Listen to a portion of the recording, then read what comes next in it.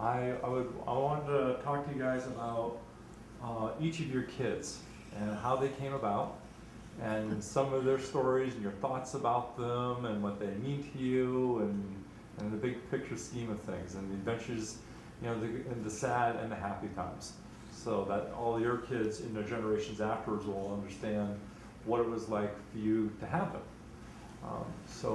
Whoever you want to get started with, you can go backwards from the youngest to the oldest. Well, Jim was born 13 months after we were married, so and That was a love baby. yes, he was a love baby, and it was down. Well, they were all love babies. Yeah, They were all.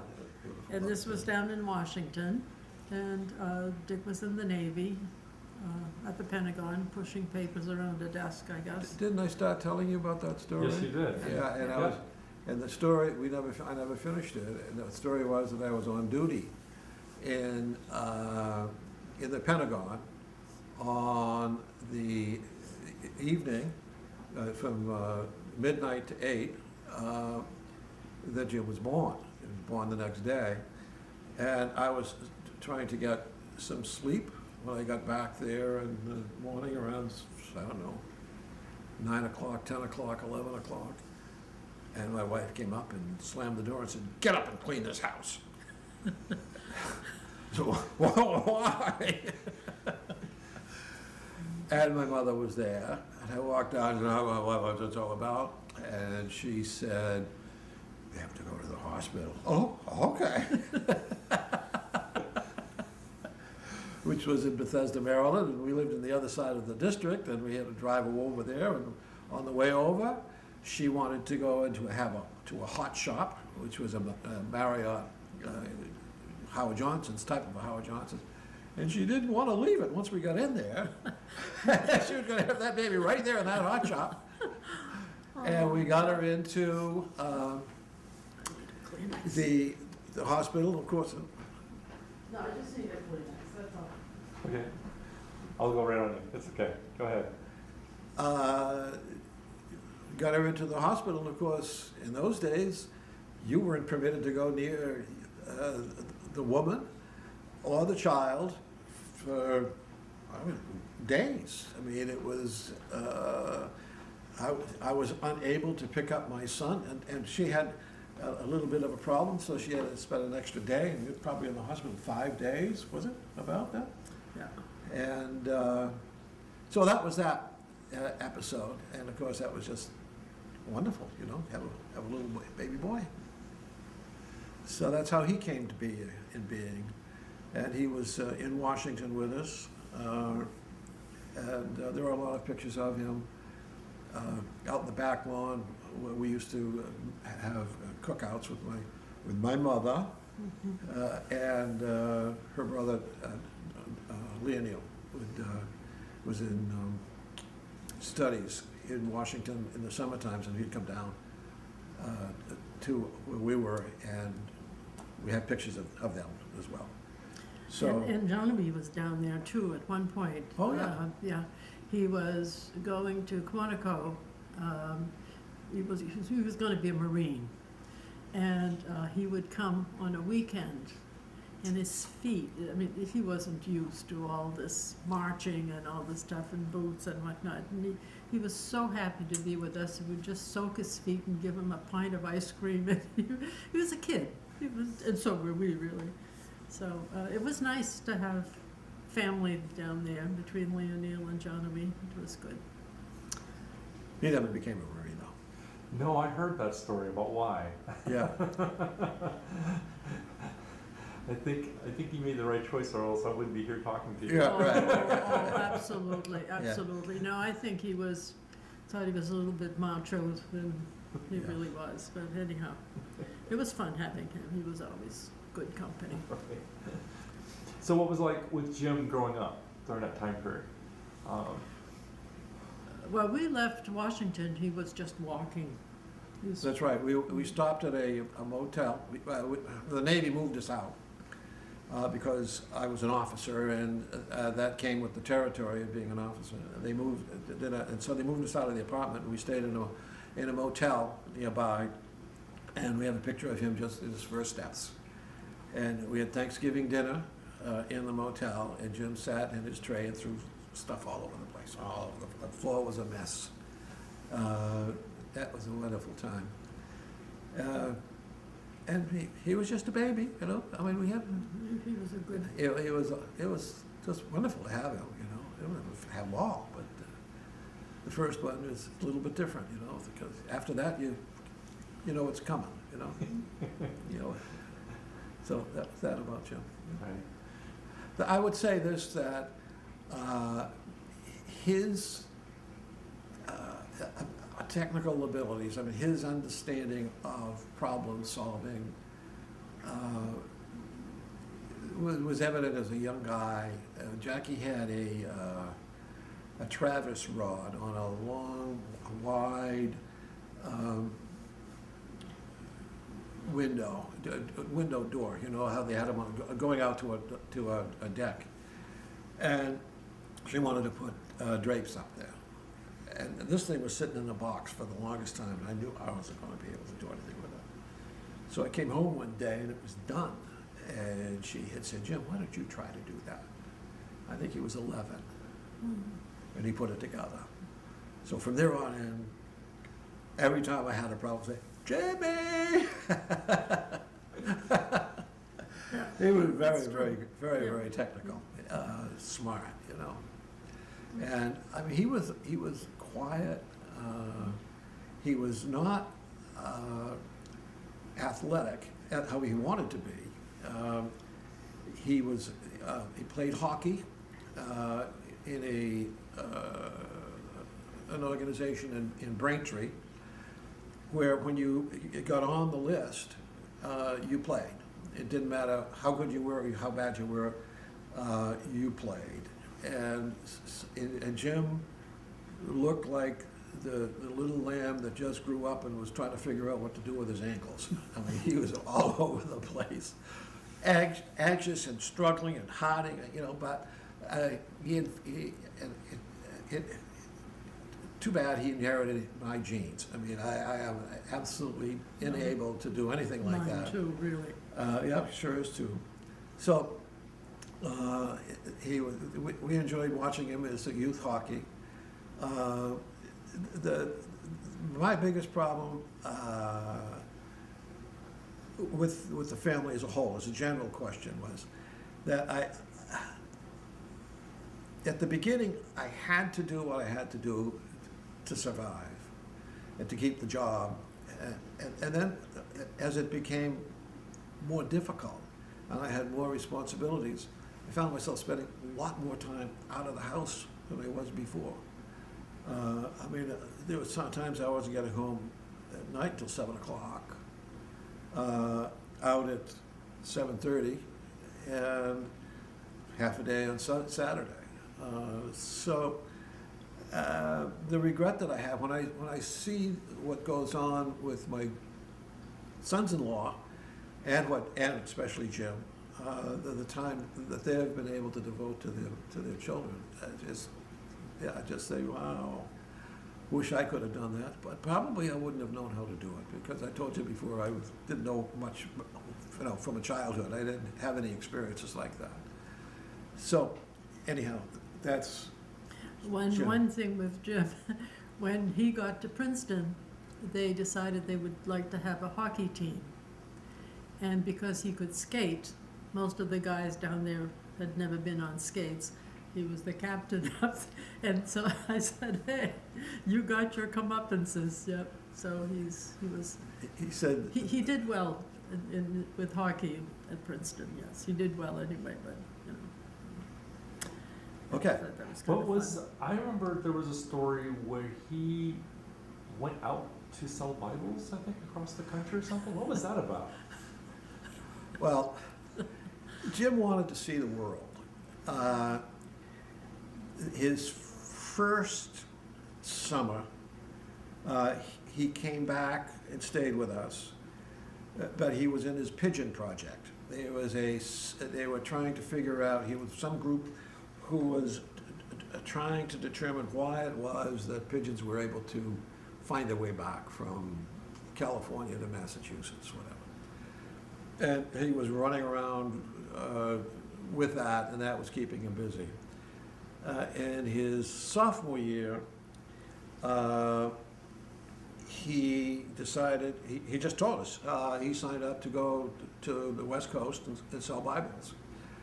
And I said, well, that's great. You know, my rules, Joe, I will pay everything academic, all of your meals, your hotel, whatever it is, anything that you want to do in terms of going to events that are academic, and furtherance of your degree and so on, no problem.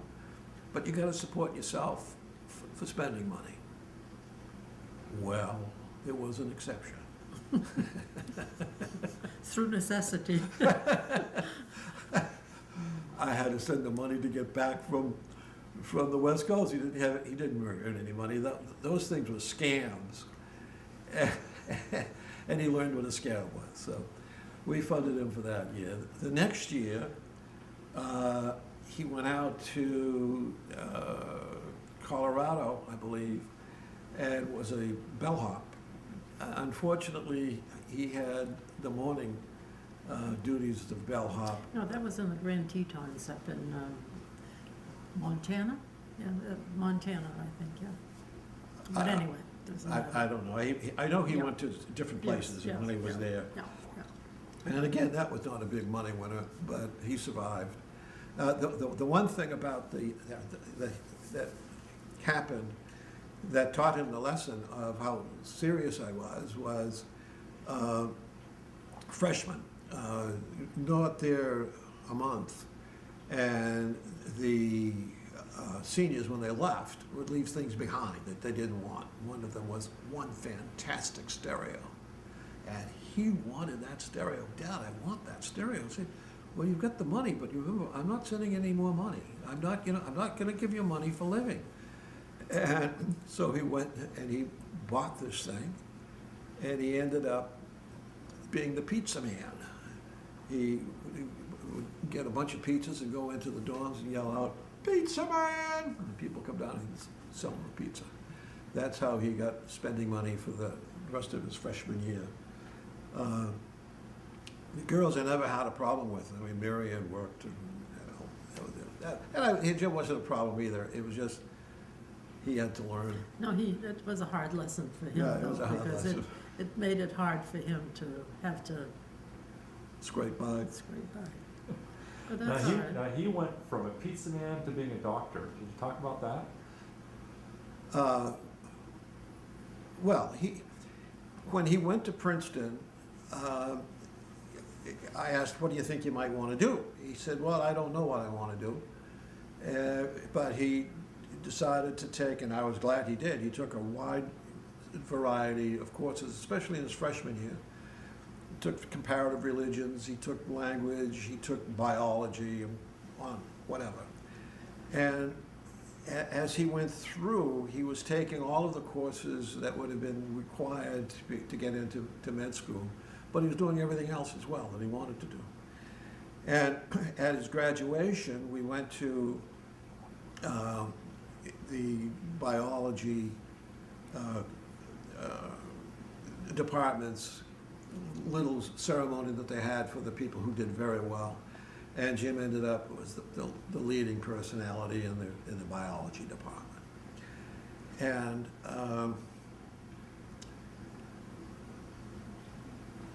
it was about that time, maybe, I can't remember what year it was, that he decided on becoming an MD. It must have been at least by his senior year, because he was applying for it. Steph. He had met Steph, right. You're right. Oh, he had met Steph as a sophomore. Mm-hmm. That was a thing for a lot longer than we ever thought. Yeah. You know, we didn't know it was that, because, I mean, he was gone every summer. I mean, how serious could it be? She lived in Belmont, you know, he left. But nevertheless, that was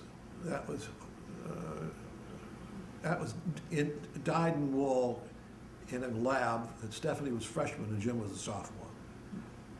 And so what happened was, he graduated and she was just going into her senior year. He wanted to go to medical school, but she wanted to go to law school. And They wanted to make sure they were together.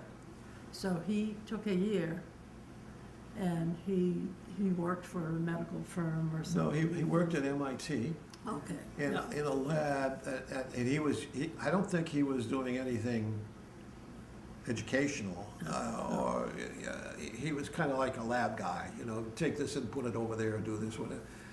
And, yeah, he spent the year doing that. And then, when, that Christmas, it was late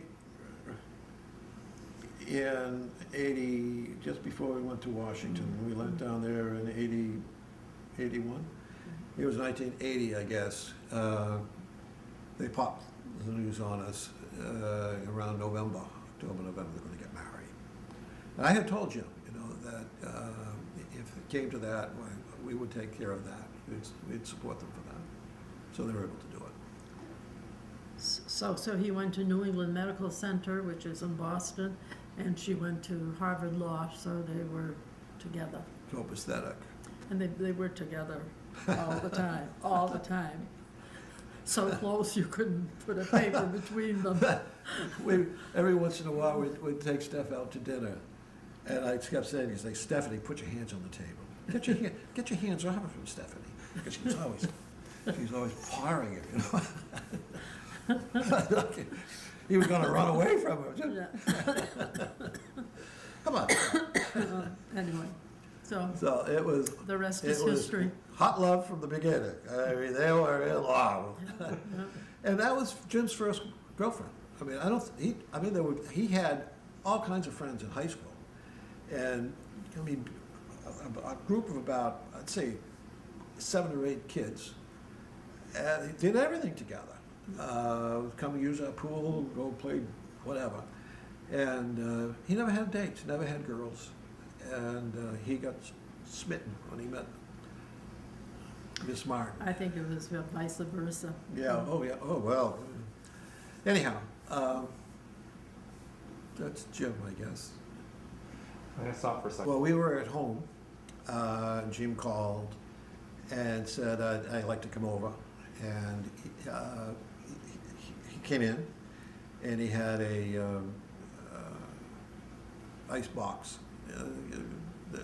that we let him borrow.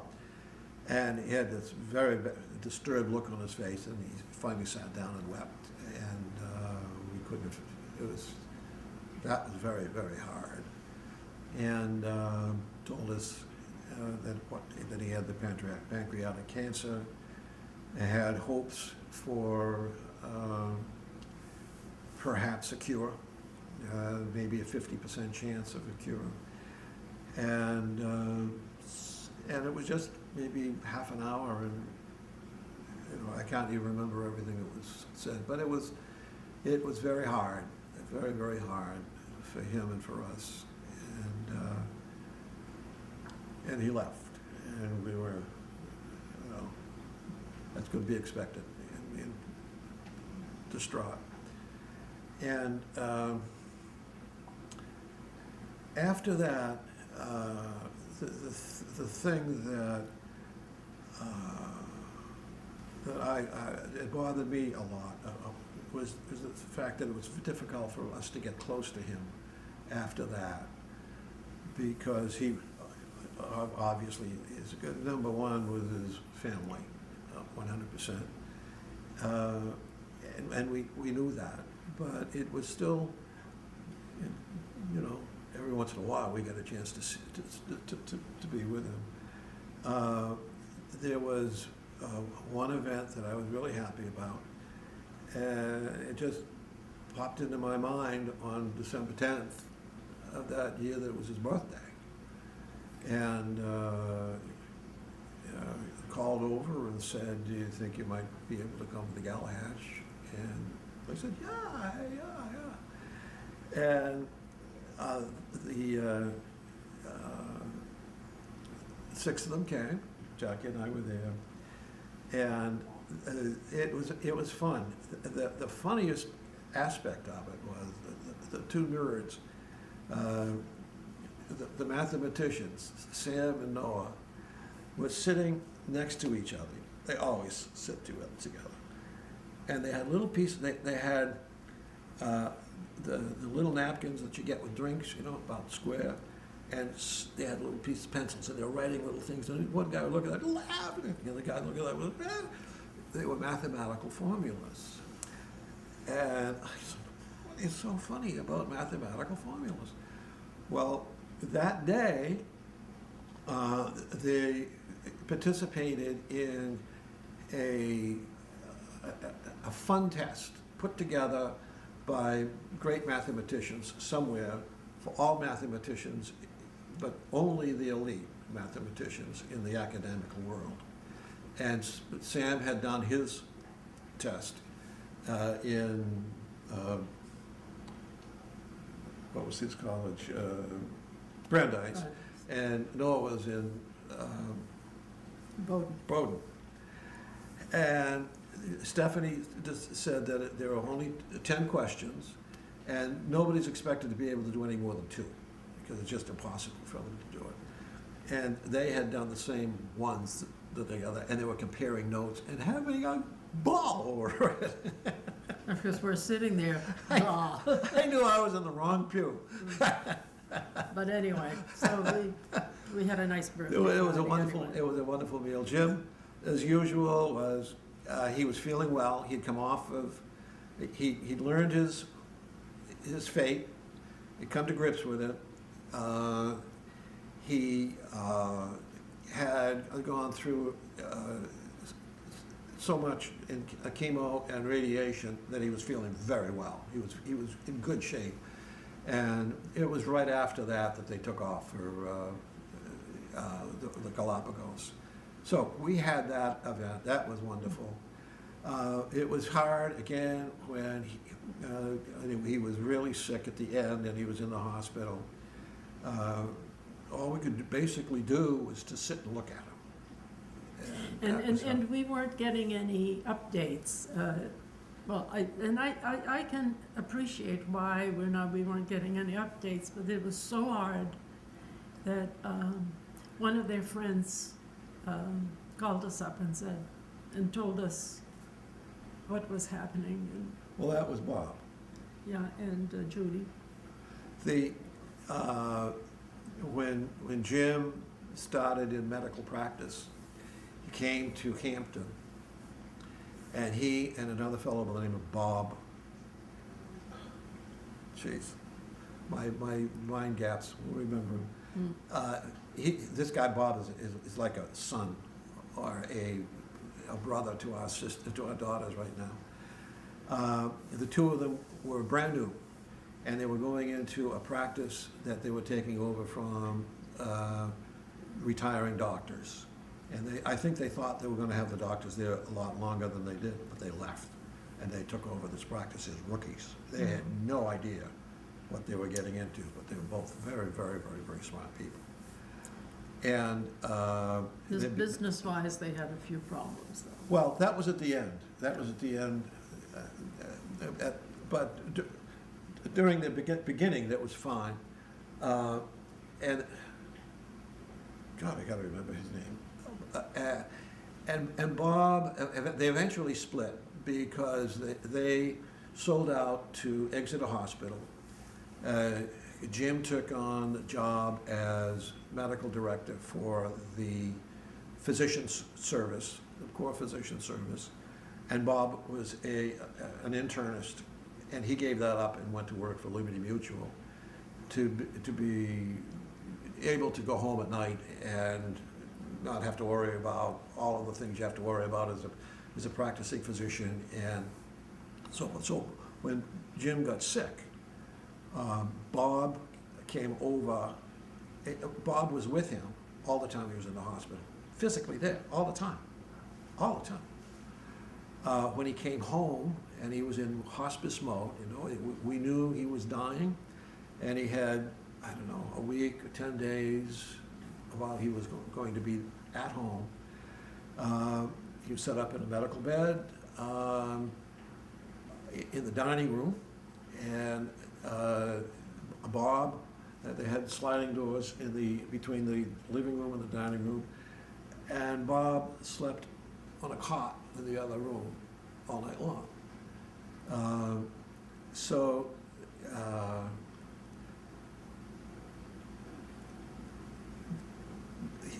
Bob and his wife Judy.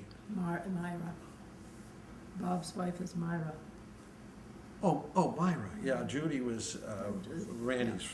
Now, and all this time, Bob is not well, because Bob has very severe back problems.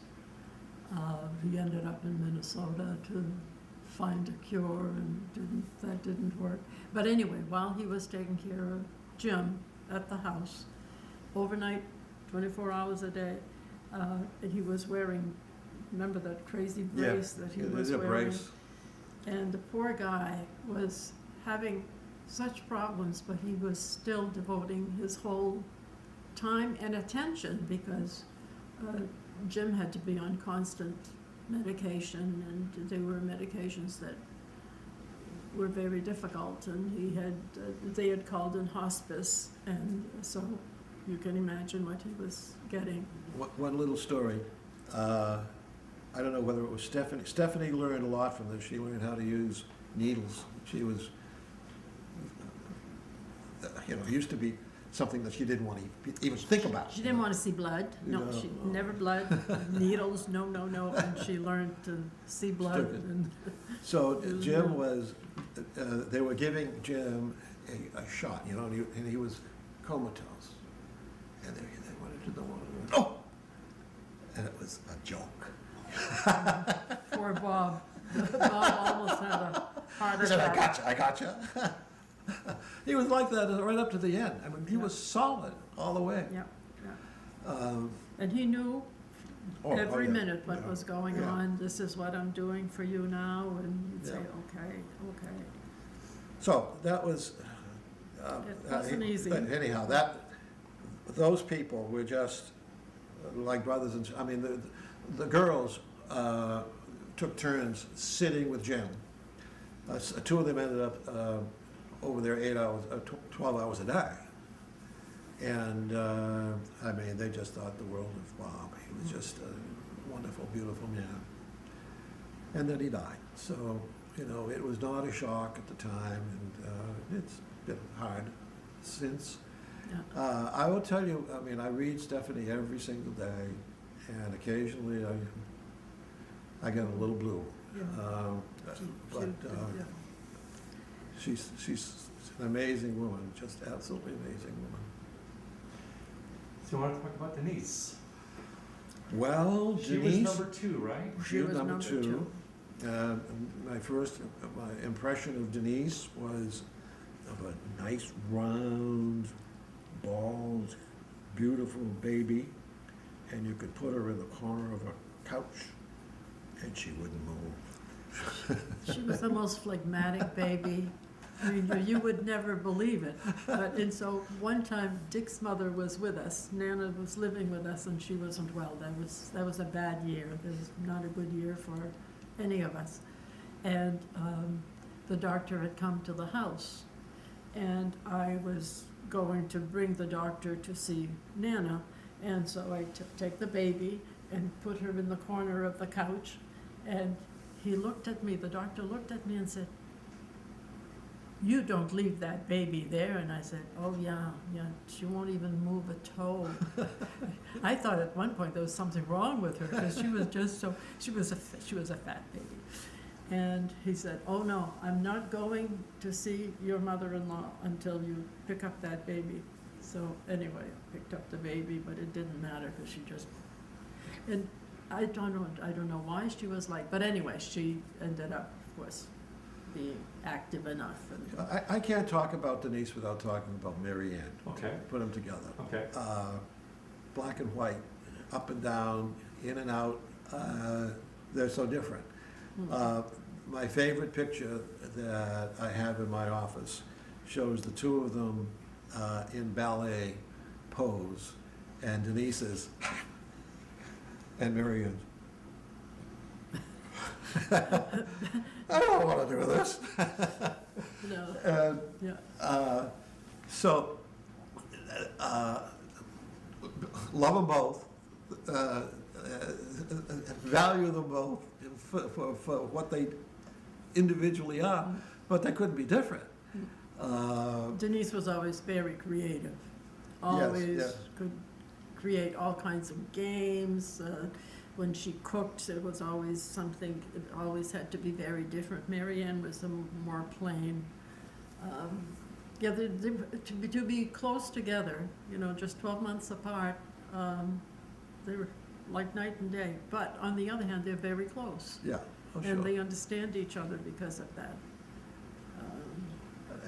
And Mary, you know, Denise was a major in music and Spanish, and she followed both along. Marianne majored in geophysics. What is geophysics? It's volcanoes and earthquakes. And she studied that at Boston College. And then she went to Copper Harbor, Michigan Tech, which is on the Upper Peninsula. They call them Upers. The people who live up there are called Upers. And there was a huge copper mine up there at one point, and to take advantage of it, they started this school, technical school. And that's where she met her husband, who was taking a master's in geology, and she was getting her master's in geophysics. They married and went to the University of Illinois at Champaign. And Dan ended up with a master's in civil engineering, which is what his bachelor was. And Marianne took 5 years to get her PhD in geophysics. Denise went to Bates, Colby, get it right. Tell, It's short and it starts with AB, one of the A, B, or C. Let me tell you, you tell me what you right. want. She came home and said, Dad, I'm never going to get another degree. I'm through with school. I'm going to go do something. I said, fine, go ahead and do it. So that summer, she worked in a Mexican restaurant in downtown Boston. And she, as a waitress, and she'd come home in a black outfit that was all green and red and whatever. From all Smelly, the stuff, yes. whatever. And that she did that, all that, from what I can understand, from that point on. And that was the year we went to Washington. So she came to Washington with us, with Catherine. We'll go back to Catherine later. And she went to work for the World Bank in their library of bank-like documents, whatever it was. And she was a clerk. The people would come in and say, I want this particular, she'd go find it, give it to them, sign it out, whatever. She was a librarian. And she ultimately decided she was not going to get anywhere with that. So she enrolled in Duke University, Graduate School of Business Administration. And she spent 2 years down there at that. And moved to New York. Got her MBA down there. Got an MBA, and moved to New York and worked at a bank, which spent, like between the cost of just giving them instruction and paying them their salary, something like 9 months of training before they went on the floor. And she ended up on the floor just reconciling bank accounts.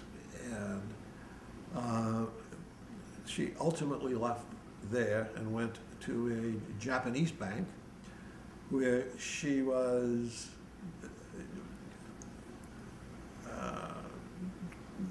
went through a lot of racial sex discrimination. I mean, there were a couple of guys treated her like she was a gopher, when she was the equal, and she couldn't get any reparations from that, from the Japanese. They just laughed at her. So she left. It was more than that. She wanted to sue them for I understand, but sexual harassment. it was harassment. She had a right, but. So, she met Gary during that period of time, and she left. They married, and she went to the University of Pennsylvania University, and got a master's in teaching. So the girl who was never going to have another hour in school spent all those years in graduate schools, and she taught for many years, some years in Washington before they started getting the girls over. And really, that's where she should have been to begin with, because she really, with all the imagination, that girl has such a wild imagination. She was terrific, and was now with 4 little girls.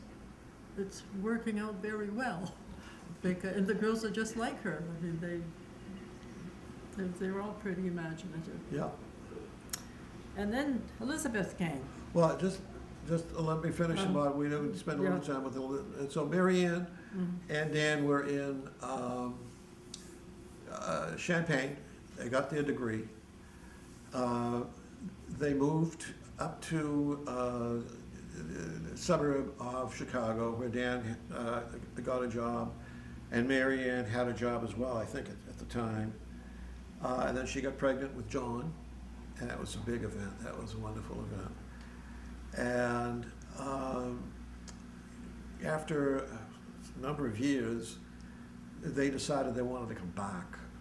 Oh, wait a minute. They moved to Washington Yeah, excuse State. me, that's correct. Yeah. After they were after they graduated from Champaign, they moved out to Washington State, to the southeast corner of the state, which is where the first atomic reactors were built back in the 40s. And they worked in that field there. Dan did and Mary Ann did. And it was the government. It was government contractors. And then they decided to go to Champaign after that. And then from Champaign, they went up to, is it Woodridge? Something like that's the name of a wine, but it's pretty close to the name of the town they were in. And they were there for a number of years, and then came back here and settled in Wilmington. And Dan had a job with an engineering company that was based in Boston. And Mary Ann got work at Hanscom Air Force Base in the Air Force. And then they decided on adopting from China, and They decided on the adoption after they were in, Wilmington. no, I want to say Hong Kong, but they didn't go to Hong Kong. They went to Singapore. Singapore. Yeah, I Singapore. forgot about that. Dan, on his job with the engineering company in Boston, was sent to Singapore for 6 months. And the whole family went. And John was, a little boy, and he had a great time over there. And Mary Ann had a great time too. She didn't have a job that time. And then they came back, and I never knew when or how they came to the conclusion Well, that they wanted had to lost a have baby before they left, and Yeah. it was very, very hard for them, and they knew they shouldn't have any more children. So when they went to Singapore, that was kind of their healing period, and that's where they decided that, okay, so we want another child. So they applied for a child from South Korea, and they got our little Elizabeth. It's a gem. We all went down to Logan Airport. It was a little bit different. In China, you go. In South Korea, they bring the child.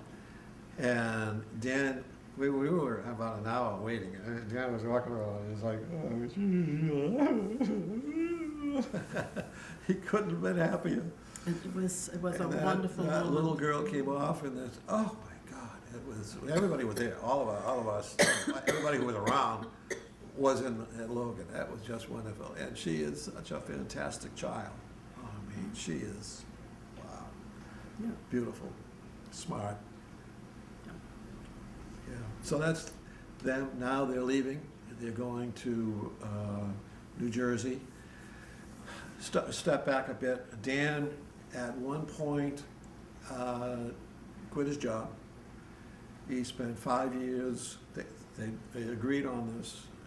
They lost, one whole salary, probably the largest salary as well, and because he wanted to stay home with his children. He wanted them to grow up, at least see somebody every day. And when Elizabeth moved on to school, he got a job with a firm, and the offices couldn't be more convenient, like a half an hour away from where he was, and they go the other way, don't go to Boston, go out north. He was there about 6 months, and they came and said, they told him that we made a big mistake, you need you're better than what we've given you. And they promoted him to manager, whatever the title was. Over the years, he was the third person that were there that was with that firm. And over the years, he and the others went out doing business development meetings, dinners, what have you, out of which came a job that Dan got. He was the one who was responsible for bringing it in. And it's in the millions of dollars, tens of millions of dollars, $10 million, I guess, over a period of 10 years. And for the last, it's involved in New York City, and it's environmental. And it's all I can describe it as a great big shaft that goes down into the ground. I don't know what's going on down there, and I don't want to go down there either, but. So Dan, being in charge of that, has been going down to New York. Started off going one day a week, and now it's 4 days a week by train every day.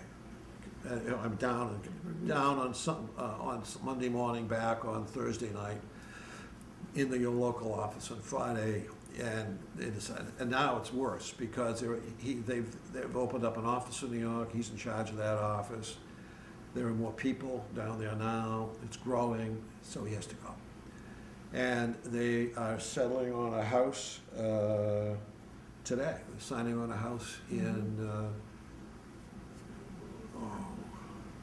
can't remember the name of it now, Morris Plain. It's Morris Plain. It's a small town in New Jersey, about 18 miles away from New York. He's got a ride into right into New York City by train, and so they're settling in there now. And it's, we're going to miss them, and they're going to miss the family. I mean, she's going to miss her siblings as well. Okay, I'm gonna take a break. Yeah. Because I wanna change tapes, probably a good time to stop, and then we continue for Elizabeth and Catherine's story. Okay. Okay, Okay. does that sound good? Sure. Okay. We're gonna talk about Elizabeth and Catherine on this one. Mhm. So I'm assuming you would like to start with Elizabeth, who is down the pike, right? Well, Elizabeth, we get into the years where life's a little bit better. Elizabeth was our manager baby. In the fall of '64, she was born in June of '64, I got promoted to manager. So there was a little more money in the house. We were in the business of putting it together, painting, all that. We completely redid the house, but mostly all of it by ourselves. And this was We were where? still in Braintree. This was in Braintree, still in Braintree.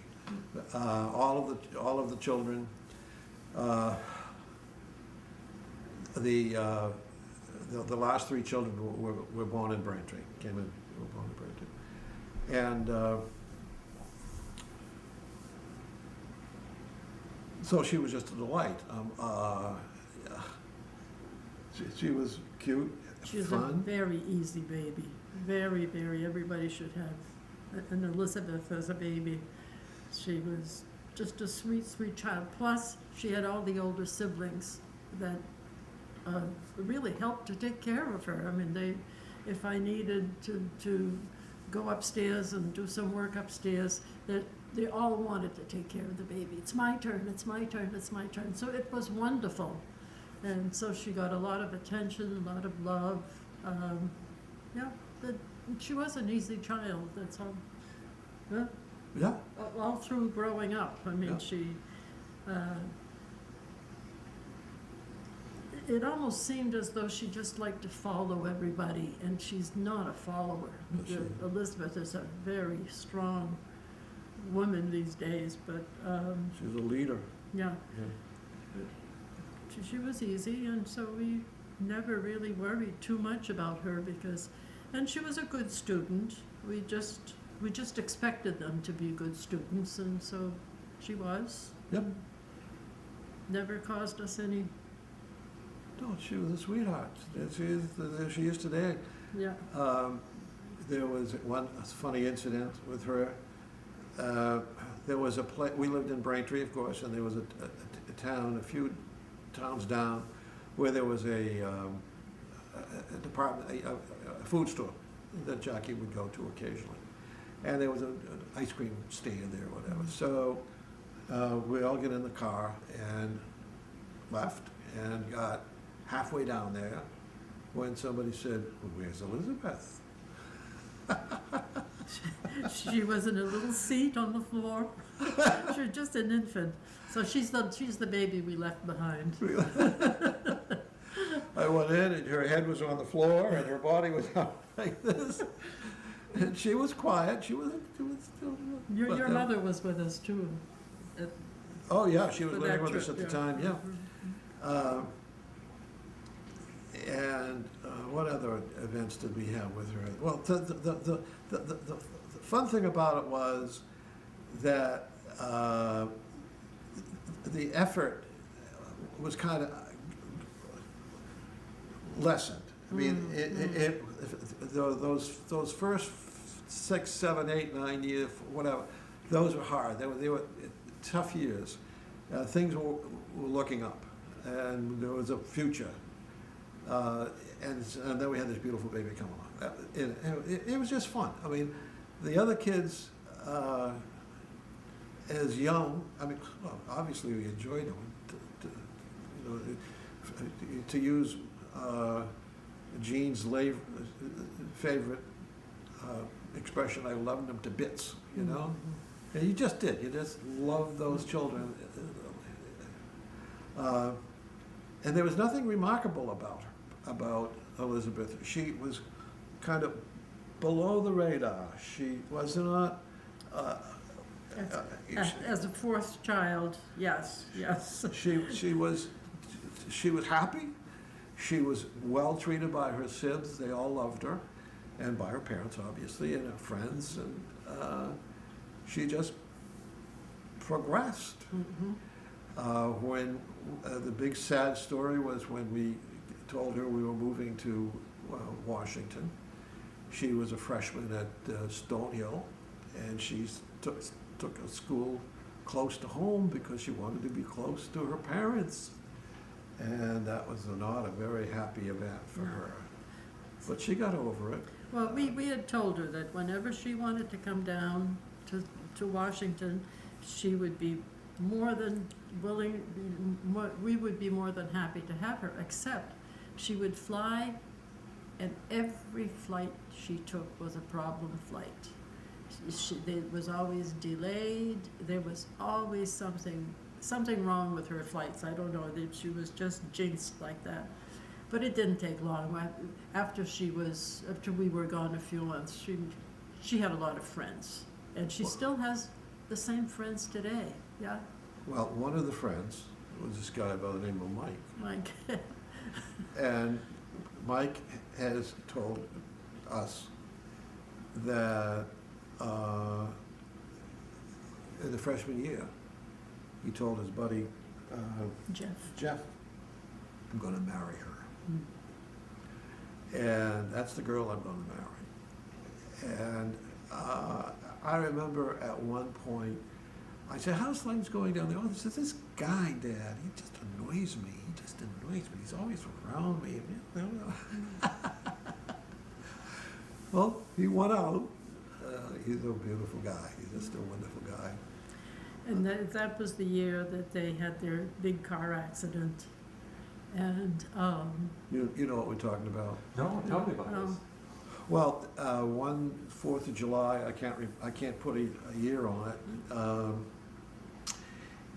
There was Catherine had gone to Europe on an exchange over there, and the girl from that home that she was in France came to spend the summer with us, a couple of months, I guess.